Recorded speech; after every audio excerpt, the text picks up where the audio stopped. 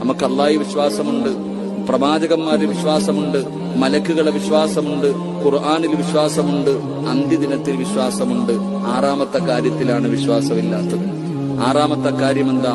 വൽ ഖദരി ഖൈരിഹി വശർരിഹി മിനല്ലാഹി തആല.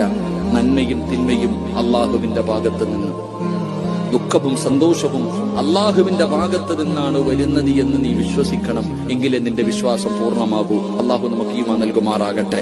നമ്മൾ ചോദിക്കും, ഉസ്താദെ, ഞാൻ 5 നേരം നിസ്കരിക്കും, ഖുർആനോതും, തഹജ്ജുദ് നിസ്കരിക്കും, സദഖ കൊടുക്കും, എല്ലാം ഞാൻ ചെയ്യും, എന്നിട്ട് എനിക്ക് അല്ലാഹ് ഇത് തന്നല്ലോ. എനിക്കെന്തേ? എല്ലാവർക്കും അല്ലാഹു ജോലി കൊടുത്തു, മക്കളെ കൂടി, എനിക്കെന്തേ അല്ലാഹ് തരാത്തത്? നമ്മൾ പരാതി പറയുന്നവരാ.